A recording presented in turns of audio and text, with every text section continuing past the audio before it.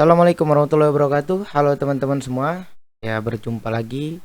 Pada video kali ini kita akan membahas tentang bagaimana caranya menyeting atau melakukan settingan pada Mikrotik versi 7. Yang kita setting itu apa? Yang kita setting itu adalah mic on-nya, teman-teman. Oke. Jadi gimana sebenarnya cara kita untuk melakukan settingan pada mic on di Mikrotik router OS atau ROS versi 7? Ya, karena sebelum-sebelumnya kejadiannya itu ketika kita upgrade dari versi 6 ke versi 7 itu limitasinya tidak berjalan, teman-teman. Oke, sambil kita ngobrol santai, kita analisa dulu, teman-teman ya. Jadi pertama kamu buka dulu Micmon-nya seperti ini, lalu kamu start dan kamu open. Jadi nanti akan masuk halaman login Micmon seperti ini. Kita connect dulu ya teman-teman.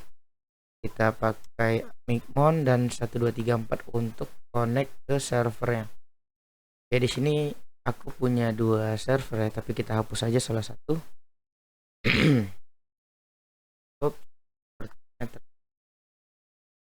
Oke, nggak masalah, kita coba buat lagi. Ini aku tambahin dulu ya teman-teman ya. Tadi terhapus. Aku kira tadi cuman satu nih. Oke, di sini aku tambahkan IP-nya, IP 0 tier yang kemarin kita setting ya. Di video sebelumnya. Kalau kamu belum tonton, kamu silakan tonton ya. Oke, username-nya ini username Mikrotik kita. Mikrotik Super ya, yang punya full support semua. Ini hotspot name-nya kita isi juga. Nah, untuk hotspot name ini sesuaikan dengan nama hotspot yang kamu punya. Cuman tidak perlu pakai domain. So, media net. Nah, di sini baru kita bikin media net. .net. Ini boleh diisi, boleh dikosongin aku aja, teman. Kita save. Nah, kalau sudah kita save, kita coba ping. Kalau sudah oke, baru kita connect. Oke, sampai sini kamu sudah masuk ke settingan dasarnya. Lalu di sini yang perlu kita perhatikan teman-teman, tentu kita kalau misalnya melakukan settingan Micmon, kita akan membuat user profilnya dulu. Oke, user profil. Untuk Micmonnya bebas, mau Micmon versi 3 mau Micmon versi 4 itu terserah kamu mana enaknya. Yang pasti di sini yang kita setting itu bukan di Micmonnya ini ya teman-teman ya. Nanti akan kita setting di bagian Mikrotiknya. Oke, pertama coba kita cek dulu ya. Kita cek dulu di bagian user profil ini ya. Coba kita cek profil list. Ini tadi ada yang sudah aku buat ya. Ini kita hapus aja. Kita hapus, kita buat baru aja teman-teman ya. Oke, kita add dulu. Perhatikan add user. Oke.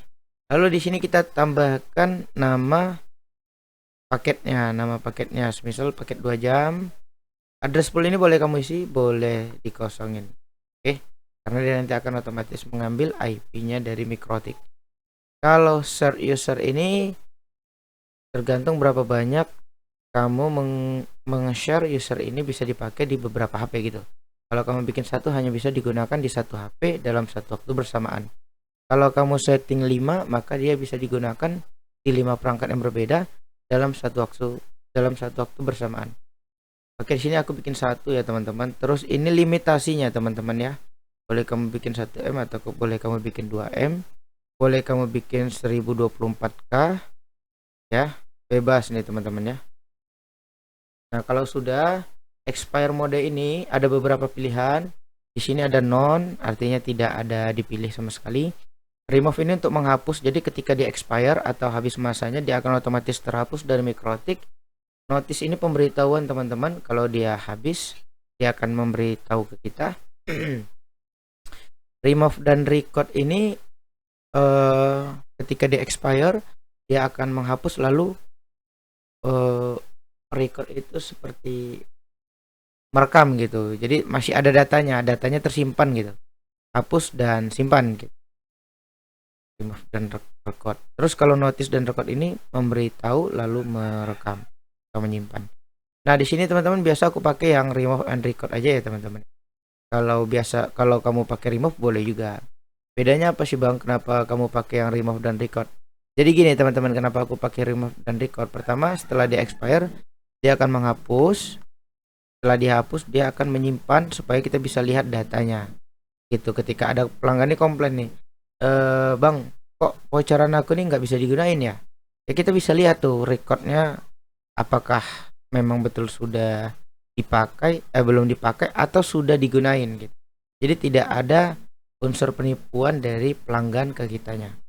Nah, validity ini time-nya teman-teman, waktunya ya.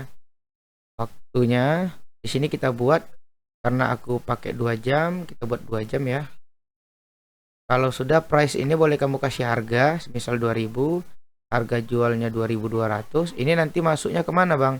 Ini akan muncul nanti di bagian cetakan teman-teman. Jadi kalau kita Micmon ini kita bisa cetak, kalau kita print voucher, nanti dia akan muncul di situ harga dan selling price. Kadang aku kosongin aja seperti ini teman-teman. Gak masalah. Kalau mau diisi juga boleh. Oke, kalau sudah kita save aja. Perhatikan ya, coba kita buka mikrotiknya. Nah, ini mikrotiknya teman-teman ya. Kita perhatikan di sini nggak ada yang terisi ya. Ini ada sekitar 5 schedule di mikrotiknya. Ketika aku apply atau aku save di bagian sini, oke kita tunggu, maka dia akan otomatis terbuat di sini teman-teman. Ya, ini paket 2 jam. Nah, kamu boleh bikin juga paket 5 jam, paket 10 jam. Caranya sama, cuman di validity-nya aja yang beda dan di name-nya aja beda. Kalau kamu mau bikin 10 jam, bikin 10 jam, terus di sini bikin 10H atau 10 hours. 10 jam. Kalau kamu bikin 30 hari atau 1 bulan, ya 30 day ya tulisannya di sini. Begitu teman-teman. Kalau untuk kecepatan bagian sini, kalau kamu mau atur dan tipe expire modenya, kamu bisa atur di bagian sini teman-teman. Oke, nah ini kita ambil satu contoh aja ya. Kita ambil satu contoh di mana paket 2 jam ini tidak akan berjalan ketika dia mikrotiknya itu router OS-nya router OS versi 7. Router OS-nya versi 7. Ya, seperti ini teman. Dan di sini ini kita bisa lihat di bagian sini aja. Nih, versi 7.20. Jadi ini nggak akan jalan teman-teman ya. Schedule ini tidak akan berjalan. Schedule ini gunanya untuk menjalankan script yang ada di bagian sini supaya pelanggan itu ketika waktunya sampai atau waktunya habis, dia akan otomatis terlogout ataupun terputus dan tidak bisa menggunakan koneksi internet. Oke, jadi di sini teman-teman perhatikan, yang akan kita ganti itu script yang ada pada bagian schedule ini teman. Jadi tidak di Micmonnya ini ya, di bagian Micmon ini kita taati atau kita ganggu itu, kita ganggunya nanti kita gantinya di bagian. Nah, di versi 6 mereka menggunakan penanggalan berupa huruf teman-teman ya. Jan, Feb, Maret, Januari, Februari, Maret, April, Mei, Juni, Juli dan seterusnya sampai bulan Desember.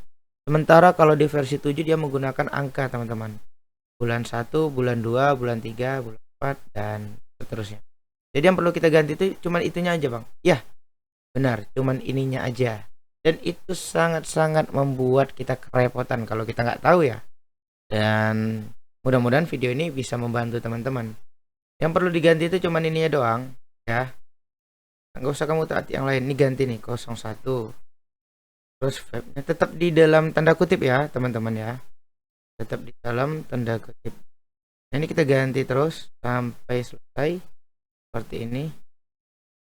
Oke.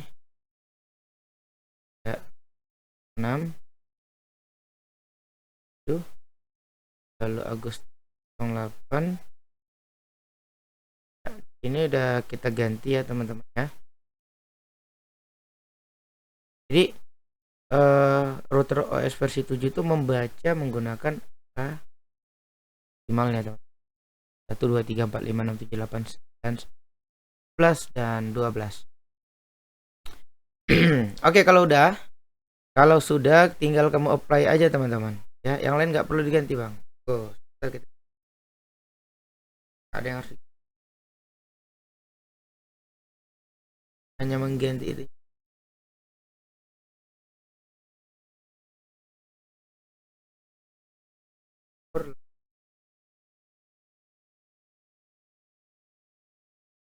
Oke, oke teman-teman. Jadi tidak ada perlu lagi yang kita ganti.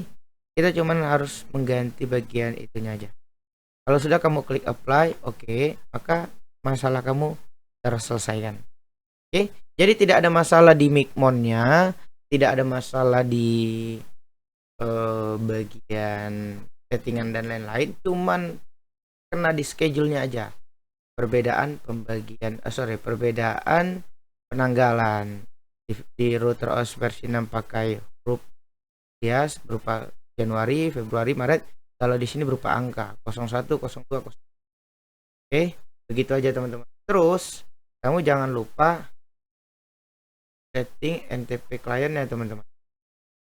Ini aku udah setting supaya dia otomatis waktunya mendapatkan time dari internet gitu, tidak setting manual ya. Semoga video ini membantu.